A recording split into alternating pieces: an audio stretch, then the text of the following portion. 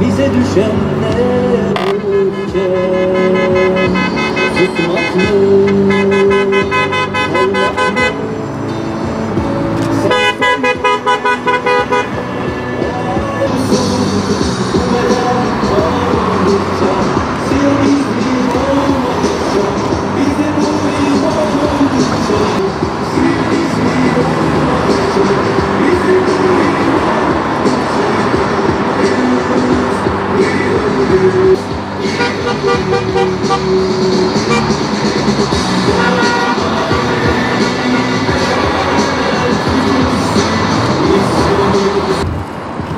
Dağlardayız biz dağlarda, makina başında sıralarda.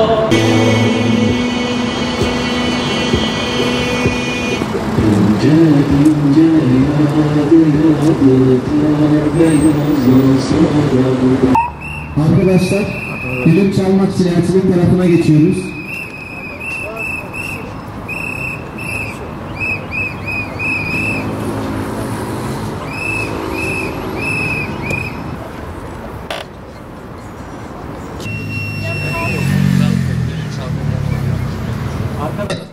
Arkadaşlar, bu taraftan düdük çalabiliriz, daha iyi görünüyor. ABD, Türkiye'den defol. Katil, ABD, Türkiye'den defol. Katil, İsrail, işbirlikçi ABD. Katil, İsrail, işbirlikçi ABD. Terörist Amerika, terörist İsrail. Terörist Amerika, terörist İsrail, terörist Amerika, terörist İsrail. Hamas'ın ve direniş gruplarının yanında, arkasında olduğumuzu beyan ediyor. Hamas'a selam, direnişe devam. Vermiş olduğu desteğe karşı Sumut filosunun yanındayız, arkasındayız. Sumut filosu onurumuzdur.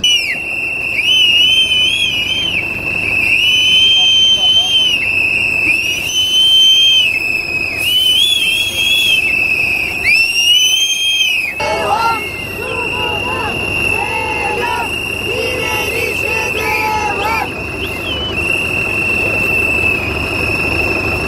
Değerli Filistin dostları, soykırım 2. yılını doldurmak üzere. Bu süre zarfında Filistin direnişi büyük bir mücadele gösterdi.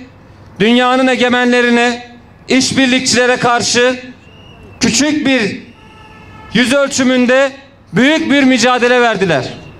Ancak onların vermiş olduğu bu mücadeleyi herkes omuzlayamadı. Çok şey istemedik. Bu süre zarfında Gazze'ye destek veremiyorsanız en azından İsrail'le tüm ilişkilerinizi kesin dedik. Soykırıma katılan çifte vatandaşları yargılayın dedik. Limanları Siyonizme kapatın dedik. İsrail'e doğrudan istihbarat sağlayan Kürecik radarını kapatın dedik. Ne yazık ki gelmiş olduğumuz süreçte bu adımlar atılmadı. Ancak bu yetmedi. Şimdi de Trump'ın barış planı adı altında 2 yıldır Siyonistlerin başaramadığı, elde edemediği şeyleri Trump barış planı adı altında Filistin direnişine dayatıyor.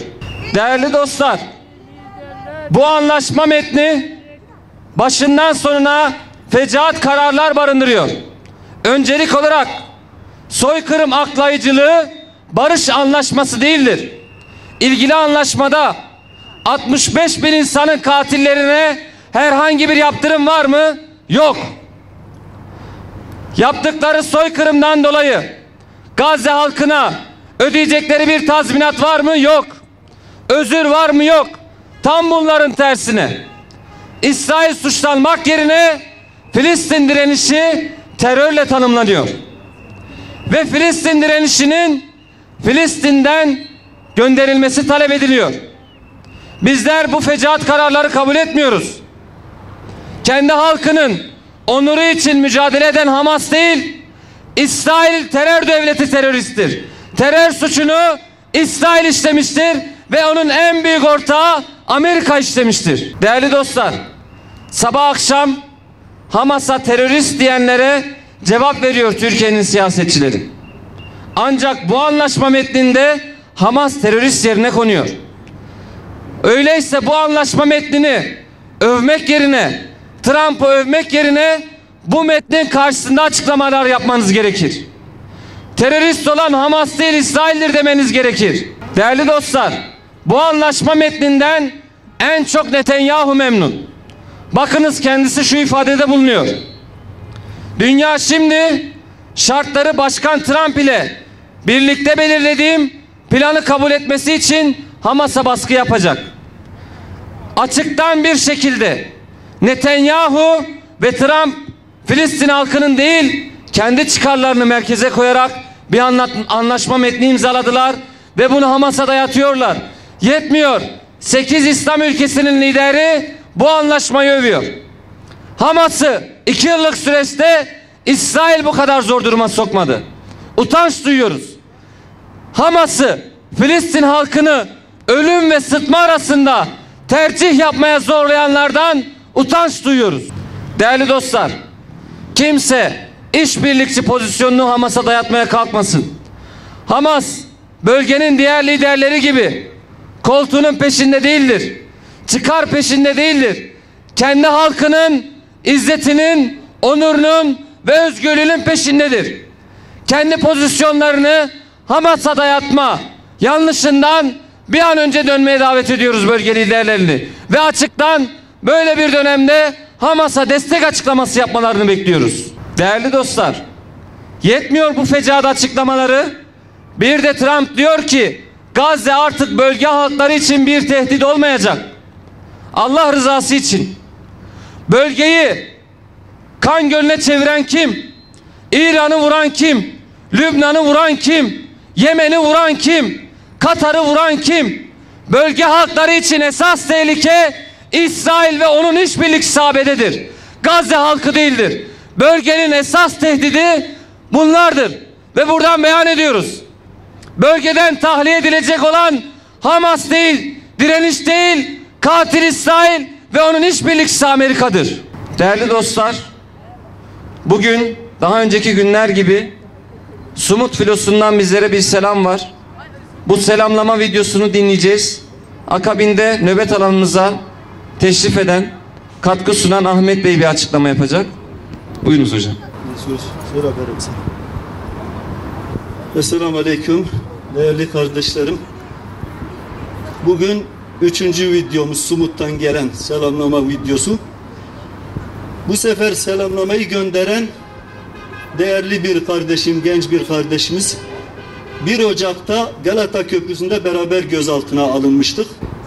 Onun videosunu izletiyoruz. Ondan sonra gruba atacağım. Oradan görüntülü olarak izlemek isteyenler izlesin. Ankara'daki Amerikan konsolosluğu önünde Sumut için nöbet tutan, gündüz gece demeden orada bekleyen, vicdan sahibi, Gazze için gönülleri atan Gazze dostlarına selam olsun. Akdeniz'in ortasından Sumut filosundan selamlar. Aleykümselam bütün kardeşlerim, arkadaşlarım adına. Biz de buradan sizlere selam ediyoruz. Euzubillahimineşşeytanirracim. Bismillahirrahmanirrahim. Kıymetli Filistin, Gazze sevdalısı, değerli abilerim, ablalarım, özgürlük nöbetinin kıymetli misafirleri, günlerdir buradasınız, onlarca gündür burada nöbetlisiniz. Sanmayın ki bu nöbetler bir işe yaramıyor. Buraya geldiğiniz her gün Gazze'ye aslında ciddi bir değer ve kıymet kazandırıyorsunuz kardeşlerim. İlaç yok, hastaneler vurulmuş, sağlık ocakları vurulmuş, doktorlar o yıkık duvarların arasında ufak çabalarla, büyük çabalarla bazı şeyler yapmaya, tedaviler yapmaya çalışılıyor. Bu ortamda, dünyada bunlar yaşanırken üzülecek miyiz? Hayır. Filistin, Gazze aslında dünyanın uyanışı için kendini feda etmiş Müslümanlardır, insanlardır. Sizin bugün burada ortaya koyduğunuz bu durum, evinizde oturmak dururken gelmişsiniz, burada bu çalışmayı yapıyorsunuz. İnanınız belki Allah katında makbul olacak en kıymetli amellerinizden bir tanesi de belki budur. Bunun bilinciyle, bunun şuuruyla bu çalışmalarımızı devam ettireceğiz. İnanınız ki bizler var oldukça, sivil toplum üzerine düşeni yaptıkça, cesur oldukça, her şeyi göze aldıkça bu zulüm elbet son bulacak. Bizler basın açıklamaları da engellense daha büyüğüyle geliyoruz. Eğer tutuklamalar da olsa dünya daha büyüğüyle geliyor. Her yerde, her ülkede büyük eylemlerle büyük bir uyanışa vesile oluyoruz. Elhamdülillah. Allah'ın izniyle. Bu anlamda bu nöbetler devam etmelidir. Bu çalışmalar sonuna kadar devam etmelidir ve bunların da bir medyada da gücünü ve algısını da hep birlikte ortaya koymamız gerekiyor. Medyanın bizi sansürlemesine de fırsat vermemeliyiz kıymetli kardeşlerim. Gazze bize iman pompalıyor. Gazze bize bizim ahiretimizi kurtaracak ameller açıyor ve arkadaşlar, Gazze'de yaşananlar aslında cennetin ve imanın da çıtasını çok da yükseltti. Oradaki Müslümanlar ortaya koydukları bu bedellerle birlikte aslında cennetin de seviyesini bizlere gösterdi. Ve önümüzde olan insanların da aslında Gazze bir turnusol kağıdı oldu. Gazze kimin ne olduğunu, hangi amaç için çalıştığını, hangi zaafları olduğunu da ortaya koydu. Gazze aslında büyük bir ayrılışın net bir tablosu oldu. Rabbim bizi kendi dininin, Gazze'nin, müminlerin ve insanlığın yanında yer alan ve bu uğurda gerekirse her türlü bedeli ödemeye layık olan, bunun için cehdeden, gayret eden müminlerden eylesin inşallah. Rabbim bizleri zalimlere meyletmekten muhafaza eylesin. Amin. Velhamdülillahi Rabbil alemin. El Fatiha ma'as salavat.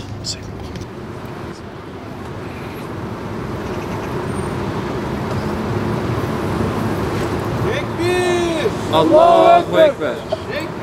Allahu Ekber. Allahu